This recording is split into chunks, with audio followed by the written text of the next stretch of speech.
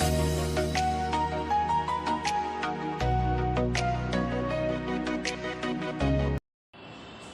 morning students. Today I will start our first chapter in civics. Our topic is Indian Constitution. हमारा आज का topic है भारतीय संविधान। देखिए संविधान जो है वो क्यों ज़रूरी है, उसको ऐसे समझते हैं कि देखिए कोई भी आप खेल खेलते हैं, ठीक है, अगर कोई भी आप खेल खेलते हैं तो उसके कुछ रूल्स होते हैं, रेगुलेशन होते हैं, और वो रूल्स और रेगुलेशन इसलिए होते हैं जिससे जो भी खेल खेला जा रहा है तो दोनों पार्टी फेयर तरीके से खेल सकें, किसी प्रकार की एक दूसरे को चीट ना कर सके, ठीक है। इसीलिए कोई भी खेल खेलने से पहले उसके कुछ रूल्स और रेगुलेशन फिक्स हो जाते हैं कि आपको इसी रूल को फॉलो करते हुए अपने गेम को आगे बढ़ाना है। ठीक उसी प्रकार से हमारा जो देश है उसको सुचारू रूप से चलाने के लिए हमारे देश में कॉन्स्टिट्यूशन बनाया गया, ठीक है, जिस प्रकार जैसे कि हमारा देश आसानी के साथ और सहूलियत के साथ अच्छे से चलाया जा सके, और सरकार को भी पता होना चाहिए कि उनके अधिकार क्या हैं, उनके कर्तव्य क्या हैं, नागरिकों को भी पता होना चाहिए कि उनके अधिकार और कर्तव्य क्या हैं। ये सारी चीज़ें हमारे कॉन्स्टिट्यूशन में लिखी हैं, ठीक है। इसीलिए हमारे देश के लिए कॉन्स्टिट्यूशन बहुत ज़रूरी है कि देश को सुचारू रूप से चलाने के लिए एक लिखित संविधान होना बहुत ज़्यादा ही ज़रूरी होता है। Why is Constitution required? Constitution की आवश्यकता क्यों है, ठीक है, अब हम इसके बारे में पढ़ेंगे।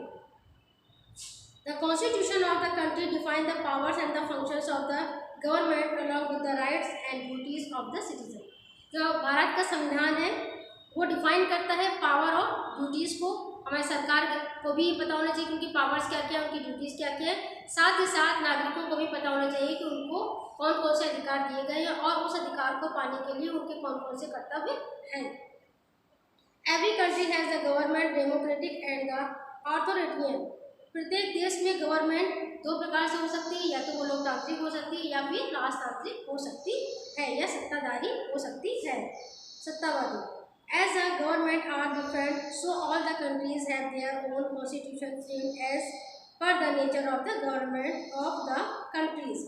क्योंकि सरकार अलग अलग होती है, हर देश में अपनी अलग अलग क्या होती है, सरकार होती है, इसीलिए सभी देशों का अपना संविधान होता है जो कि सरकार की प्रकृति के अनुसार बनाया जाता है। Let us understand why a country requires a constitution. चलिए अब हम ये पता करते हैं या जानते हैं कि देश में कॉन्स्टिट्यूशन की आवश्यकता क्यों है। A constitution reflects the basic nature or type of the society it has. एक संविधान सभा की मूल प्रवृत्ति या प्रकार को दर्शाता है। It depict what kind of government governs the country, या ये दर्शाता है कि किस प्रकार की सरकार हमारे देश पर शासन कर रही है। The constitution of the monarchy will have power of the decision making vested in the hands of kings and rulers. देखिए जो राजतंत्र होता है उसमें डिसीजन मेकिंग का पूरा जो पावर होता है वो किसके हाथ में होता है, वहाँ के शासक के हाथ में होता है या फिर राजा के हाथ में होता है। फॉर एग्जाम्पल, उदाहरण के लिए, the constitution of the Saudi Arabia rest all its powers in the hands of the king and his sons.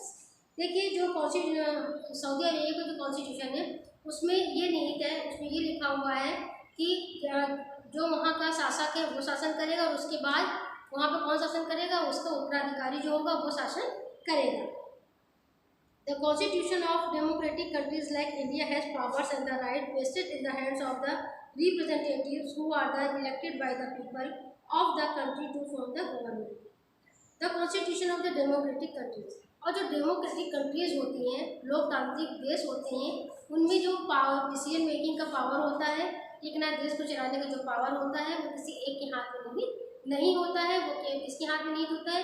हमारे देश की जनता जो है वो अपने रिप्रेजेंटेटिव को खुद चुनती है और उसे सरकार के रूप में गवर्न करने के लिए आमंत्रित करती है।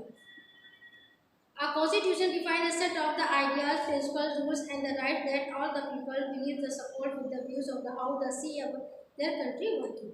एक कॉन्स्टिट्यूशन में क्या होता है, जो भी प्रिंसिपल्स होते हैं, जो भी सिद्धांत होते हैं, जो भी अधिकार होते हैं, ठीक है ना, जितने प्रकार के और जितनी प्रकार की ड्यूटीज़ होती हैं वो सब उसी का एक ये सेट बना हुआ है, ठीक है ना, और ये सभी को फॉलो भी करना पड़ता है, वो चाहे हमारे देश की सरकार हो या हमारे देश के नागरिक हो।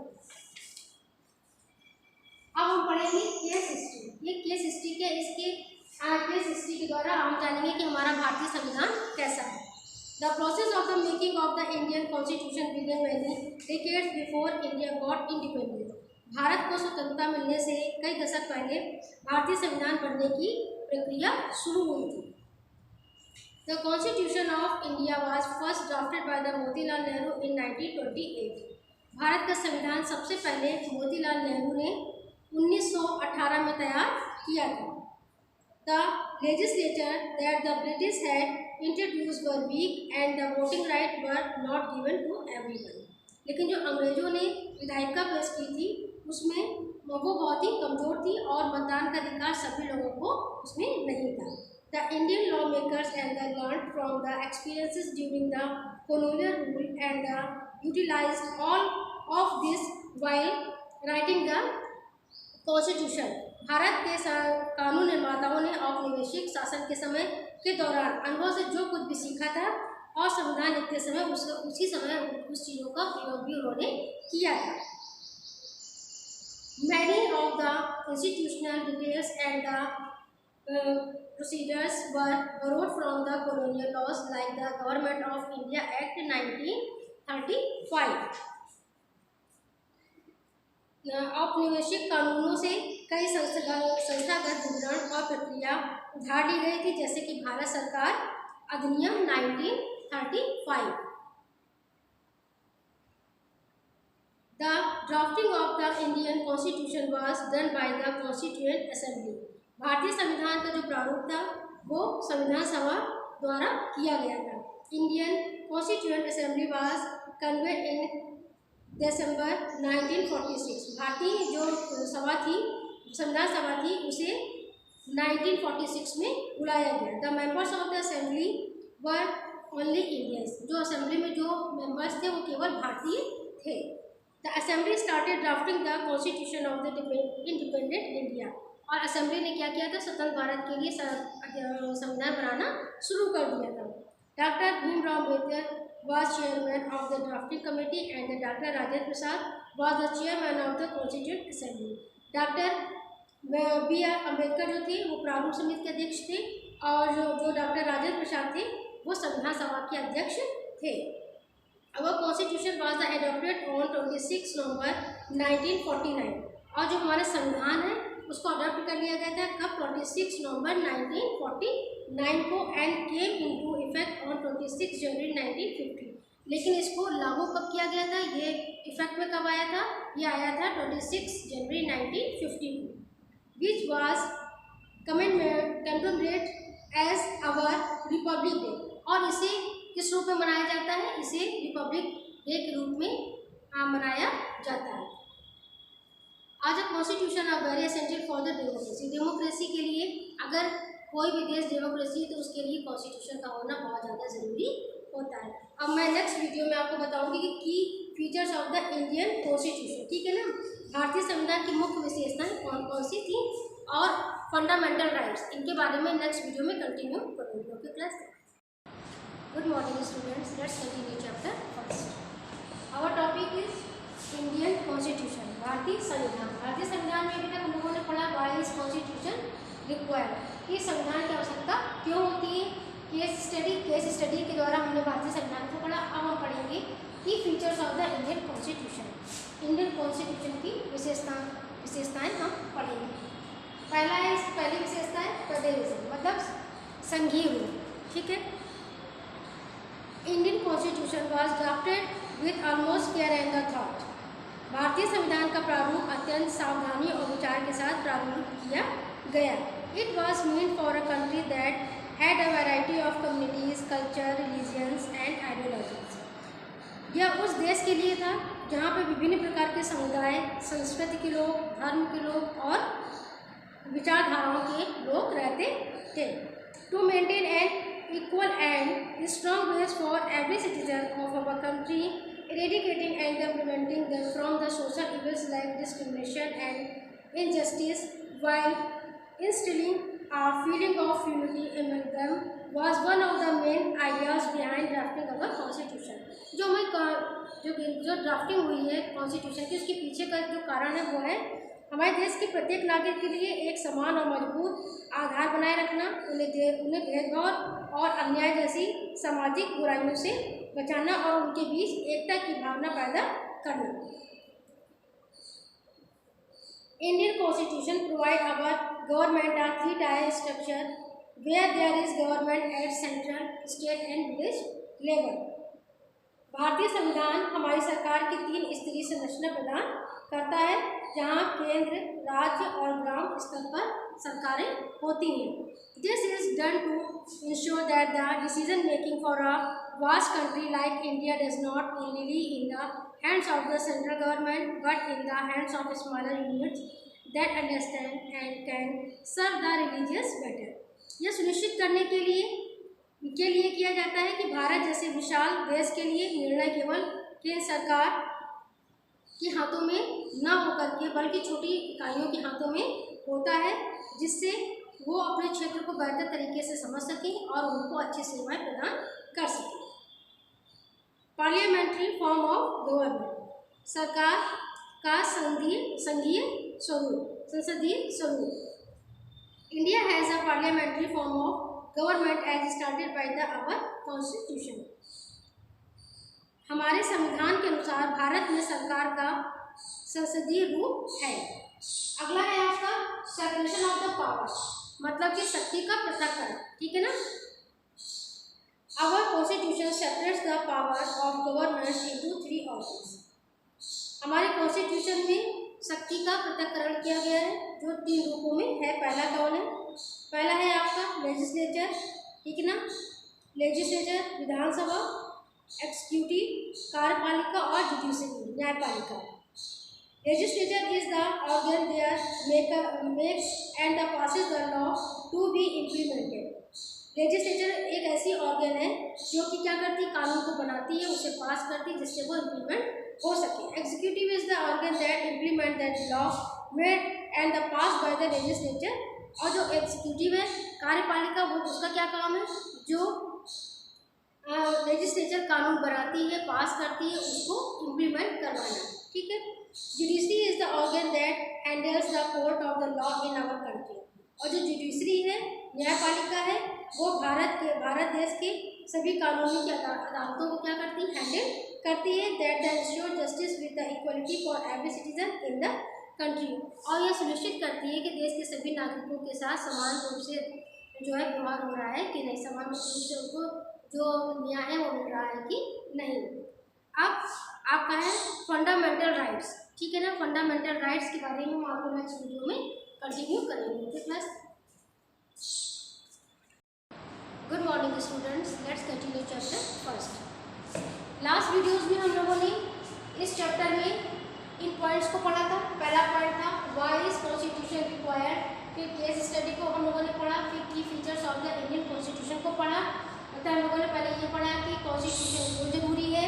फिर भारतीय कॉन्स्टिट्यूशन जो हमारा भारतीय कॉन्स्टिट्यूशन है, ठीक है ना, मतलब जो हमारा भारतीय संविधान है उसके बारे में हम लोगों ने पढ़ा.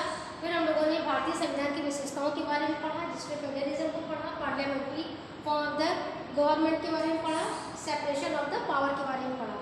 अब हम पढ़ेंगे फंडामेंटल राइट्स, मौलिक अधिकार.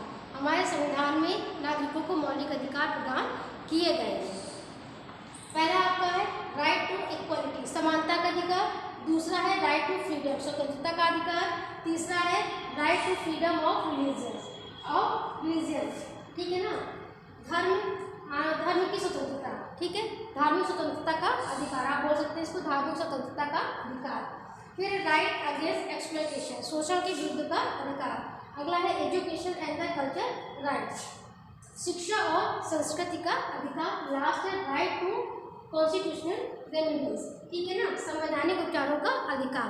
ये हमारे मौलिक अधिकारों के अंतर्गत आते हैं. समानता के अधिकार के अंतर्गत देखते हैं every citizen is our country equal in the eyes of law and it's दस प्रोटेक्टेड बाय इट्स. देखिए जो कॉन्स्टिट्यूशन के अनुसार जो है सभी लोगों को समानता का अधिकार दिया गया है और ये देखा गया है कि लॉ के अंतर्गत जो है सभी लोगों को समान अधिकार दिए जा रहे हैं कि नहीं दिए जा रहे. This right prevent all the citizen against any discrimination against gender, caste और रिलीजियस. और इस अधिकार के अंतर्गत किसी भी व्यक्ति के साथ धर्म के आधार पर, जाति के आधार पर, लिंग के आधार पर कोई भी असमानता नहीं हो सकती है, ठीक है ना। इस अधिकार के अंतर्गत कोई भी व्यक्ति किसी के साथ असमानता का व्यवहार नहीं कर सकता। राइट टू फ्रीडम, स्वतंत्रता का अधिकार। Every citizen in our country has freedom to speech. सभी जो हमारे देश में रह रहे हैं उनको अपनी बात कहने का अधिकार, स्पीच देने का अधिकार है। एंड कैन एक्सप्रेस हिमसेल्फ और हरसेल्फ फ्रीली, और स्वतंत्र रूप से वो अपने आप को एक्सप्रेस कर सकते हैं, मतलब अपनी बात को कह सकते हैं। They are the free to move and the decide in any part of country, और वो देश के किसी भी कोने में अपनी मर्जी से जा सकते हैं। They are the free from the association, practice any profession और द बिजनेस, और वो पूरी तरीके से स्वतंत्र कि वो कोई भी बिजनेस कर सकते हैं, कोई भी प्रोफेशन को अपना सकते हैं। ये किसके अंतर्गत आता है? ये आता है राइट ऑफ फ्रीडम, स्वतंत्रता के अधिकार के अंतर्गत आता है। अगला है rights of freedom to religion, धार्मिक स्वतंत्रता का अधिकार।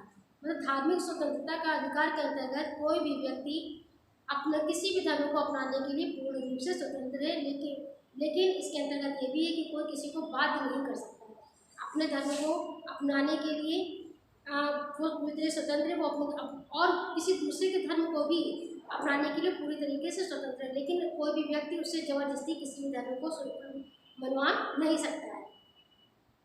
Indian constitution provide all the citizen with the freedom to adopt, follow, profession and the propagate any religion of this choice. वो अपनी चॉइस के अनुसार किसी भी धर्म को अपना सकता है, ऐसा हमारे कॉन्स्टिट्यूशन में है।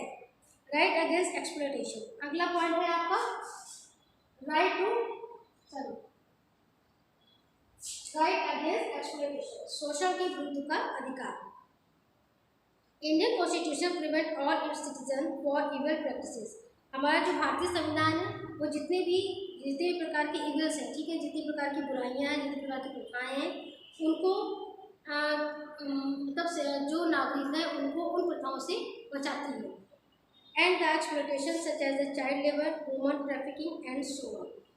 जैसे कि हमारे समाज में बहुत सी बुराइयां फैली हुई हैं, जैसे कि चाइल्ड लेबर, ठीक है ना, बाल मजदूरी, ह्यूमन ट्रैफिकिंग, ठीक है ना। आप मानव मतलब जो मानव समाज है, जो मानव है उनका खरीद फरोख्त जो होता है, ठीक है ना, इस प्रकार की जितनी बुराइयां हैं उनको किसके अंतर्गत रोका जा सकता है? उनको राइट अगेंस्ट एक्सप्लॉयटेशन, मौलिक अधिकार के अंतर्गत रोका जा सकता है। Education and the culture rights. Our Indian Constitution not only provides rights to every citizen in our country to get education from any educational institute, but also provide freedom to all the minorities, whether religious, to have educational institution to develop their culture heritage। देखिए हमारे जो हमारा भारतीय संविधान है उसमें हमको ये अधिकार दिया गया है कि हम किसी देश के किसी भी क्षेत्र में किसी भी जगह जाकर के किसी भी इंस्टीट्यूशन में शिक्षा को प्राप्त कर सकते हैं। इसके साथ ही साथ हम अपनी जो भी हमारा कल्चर है उसको भी हम क्या कर सकते हैं, उसका भी प्रचार हम कर सकते हैं। ये हमको पूर्ण रूप से स्वतंत्रता है। Every child has the right to free and compulsory education irrespective of the gender और द सोशल स्टेटस। सभी बच्चों को शिक्षा का समान अधिकार है, ठीक है ना, और कंपलसरी है, कोई भी उसको रोक नहीं सकता है। और वो चाहे किसी भी कोई भी जेंडर हो, चाहे वो लड़की हो या फिर कोई लड़का हो या फिर किसी भी सोशल स्टेटस का हो, उसका सोशल स्टेटस चाहे जो भी वो शिक्षा के लिए, शिक्षा प्राप्त करने के लिए पूर्ण रूप से क्या है, स्वतंत्र।